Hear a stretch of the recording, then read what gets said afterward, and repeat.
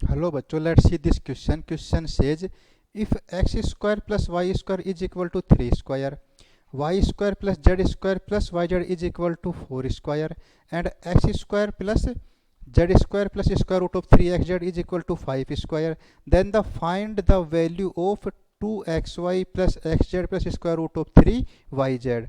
तो इसके लिए हम क्या करते हैं, पहले हम हमारा की कंसेप्ट देख लेते हैं। और की कंसेप्ट होगा कि जब हमारे पास एक ट्राइंगल हो, यहाँ पर ये ट्राइंगल मान लेते हैं हम ए बी सी, इसको मान लेते हैं ए, इसको मान लेते हैं बी, इसको मान लेते हैं सी।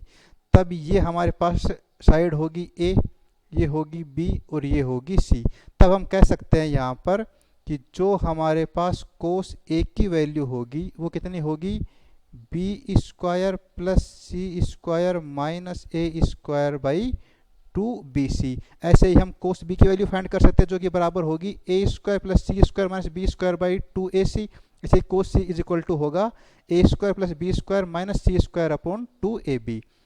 और एक हम जानते हैं कि जो हमारे पास यहाँ पर ट्राइंगल होता है उसका एरिया कितना होता है, ये होता है 1/2 ए सी, यहाँ पर होता है साइन बी, और बराबर होता है ये 1/2 ए बी साइन सी, या फिर ये बराबर होता है 1/2 बी सी साइन ए। ये हमारे पास क्या है, ट्राइंगल का यहाँ पर एरिया फाइंड करने के 3 सूत्र हो गए। अब हम क्या करते हैं, यहाँ पर जो हमें क्वेश्चन दे रखा है उसमें दे रखा है, एक तो दे रखा है x square plus Y square is equal to 3 square, एक दे रखा है y square plus Z square plus y z is equal to 4 square, ये दे रखा है x square plus Y square plus 3xz is equal to 5 square. हम यदि ध्यान से देखें तो ये हमारे पास क्या है, 3, 4 एंड 5। हम जानते हैं ये हमारे पास एक राइट एंगल ट्राइंगल की साइड है जहाँ पर 3 का square plus 4 square is equal to होता है 5 स्क्वायर। तो हम क्या करते हैं, पहले इन जो गिवन हमारे पास कंडीशन है इनको थोड़ा अरेंज कर लेते हैं। सो ये क्या हो जाएगा हमारे पास, ये तो हो जाएगा x square plus Y square is equal to 3 square. और हम कह सकते हैं कि ये हमारे पास क्या हो जाएगी, ये हमारे पास एक राइट एंगल ट्राइंगल की 3 साइड हो जाएंगी जहाँ पर x square plus Y square बराबर दे रखा है 3 स्क्वायर।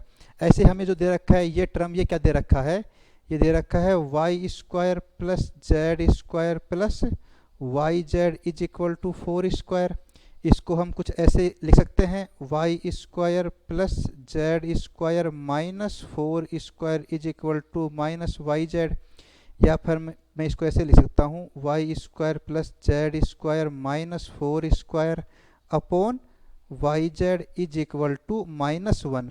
लेकिन हमने देखा था कि जो हमारे पास फॉर्मूला होता है कोस ए वाला, उसमें यहाँ पर नीचे 2 भी आता है, तो मैं क्या करता हूँ यहाँ पर दोनों तरफ 1/2 से मल्टीप्लाई कर देता हूँ। और साथ ही हम जानते हैं कि -1/2 किसकी वैल्यू होती है, ये वैल्यू होती है बराबर में कोस पाई माइनस पाई/3।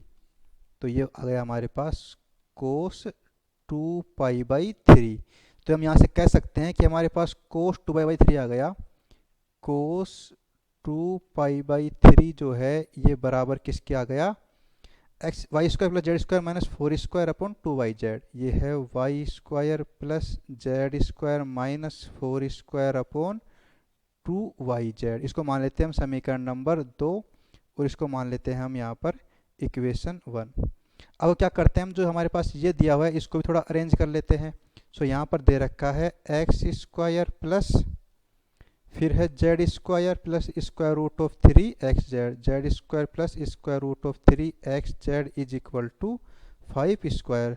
तो हम इसको यहाँ पे लिख सकते हैं X square plus Z square minus 5 square is equal to minus square root of 3xz। So यहाँ पर ये आ जाएगा x square plus Z square minus 5 square upon X Z और is equal to minus square root of 3। हम जानते हैं कि जो हमारे पास कोस का फॉर्मूला होता है उसमें नीचे यहाँ पर 2 भी होता है, तो मैं इसको लिख देता हूँ 2xz और ये हो जाएगा माइनस स्क्वायर रूट ऑफ 3/2। और ये किसकी वैल्यू है, ये वैल्यू है कोस पाई माइनस पाई/6 की। तो यहाँ से ये आ जाएगा कोस 5π/6। हम कह सकते हैं कि हमारे पास यहाँ पर कोस 5π/6 की वैल्यू कितनी आ गई, ये वैल्यू आ गई x square plus Z square minus 5 square upon 2xz। इसको मान लेते हैं हम इक्वेशन 3।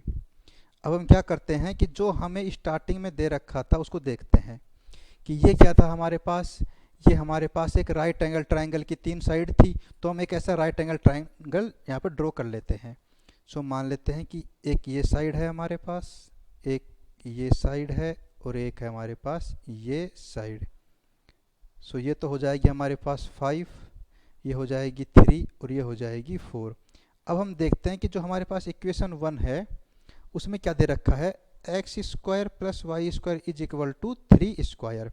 सो अब हम क्या करते हैं कि जो हमारे पास ये राइट एंगल ट्राइंगल है इसकी एक साइड 3 दे रखी है, हम यहाँ पर 2 साइड ड्रॉ कर लेते हैं जो कि परपेंडिकुलर हो।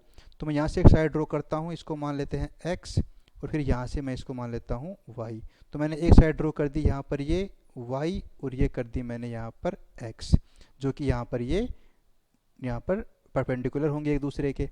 अब हमारे पास यहाँ पर दे रखा है इक्वेशन नंबर 2 में क्या है, y square z square minus 4 square upon 2 y z. तो हम क्या करते हैं, हमारे पास एक तो यहाँ पर है y। अब हम क्या करते हैं, इसको यहाँ से मिला देते हैं, वो मान लेते हैं कि ये हमारे पास क्या होगी, ये होगी z डिस्टेंस। और दे रखा है y square plus Z square minus 4 square upon 2 y z. और ये किसके बराबर है, कोस 2 पाई बाई 3 की। और हम जानते हैं कि ये हमारे पास जो एंगल होगा वो कितना होगा, 2 पाई बाई 3, बिकॉज हमने अभी देखा था इक्वेशन नंबर 2 से। ऐसे जो हमारे पास इक्वेशन नंबर 3 है उसमें दे रखा है x square plus Z square minus 5 square upon 2 x Z. यहाँ पर ये होगा x square plus Z square minus 5 square upon 2 x Z. तो जो ये एंगल हो जाएगा वो हो जाएगा 5 पाई बाई 6। हमने क्या किया, जो हमें कंडीशन दे रखी थी उसके हिसाब से ये डायग्राम ड्रॉ कर लिया। अब हम इसकी सहायता से क्या करेंगे कि जो हमें फाइंड करना है उसकी वैल्यू फाइंड कर लेंगे। हमें फाइंड करना है 2xy plus x z plus 3yz। अब जो हमें फाइंड करना है वो दे रखा है 2xy plus y z plus square root of 3xz। ये दे रखा है हमें, वाई जेड एक्स जेड था यहाँ पे, x z plus square root of 3yz। ये है हमारे पास एक्स जेड और ये है हमारे पास वाई जेड। अब हम क्या करते हैं, यहाँ से 2 कॉमन ले लेंगे, तो ये हो जाएगा x y plus 1/2 x z plus square root of 3/2 Y z. मैंने इसको ऐसे क्यों किया, क्योंकि हम जानते हैं कि जो हमारे पास साइन कोस की वैल्यू होती है वहाँ पर 1/2 स्क्वायर रूट ऑफ 3/2 जैसा कुछ बनता है। अब हमें क्या करना है, ये जो x Y 1/2 x z 3 by square root of 3/2 Y z, ये जो है इसकी वैल्यू इस डायग्राम से फाइंड करनी है। तो उसके लिए हम मान लेते हैं कि इसका एरिया जो है डेल 1 है, इसका एरिया डेल 2 है और इसका एरिया डेल 3 है। तो हम यहाँ से कह सकते हैं कि जो डेल 1 क्या होगा, ये बराबर होगा 1/2 एक्स वाई, बिकॉज इसकी 2 परपेंडिकुलर साइड जो है एक्स और वाई है। ऐसे ही हमारे पास डेल 2 क्या होगा, ये होगा 1/2 y z sine 2 pi by 3। और हम जानते हैं साइन 2 पाई बाई 3 की वैल्यू होती है यहाँ पर स्क्वायर रूट ऑफ 3/2। सो ये हो जाएगा square root of 3/4 y z. ऐसे ही डेल 3 की वैल्यू क्या आएगी, ये आएगी 1/2 x z sine 5 pi by 6। और हम जानते हैं इसकी वैल्यू होती है 1/2। सो ये हो जाएगा 1/4 एक्स जेड। हम क्या कर सकते हैं, यहाँ से एक्स वाई 1/2 एक्स जेड और square root of 3/2 Y Z की वैल्यू फाइंड कर सकते हैं। सो यहाँ से X Y is equal to आ गया 2 डेल 1। ऐसे ही square root of 3/2 Y Z की वैल्यू आ गई 2 डेल 2। और ऐसे ही 1/2 एक्स जेड की वैल्यू आ जाएगी यहाँ पर 2 डेल 3।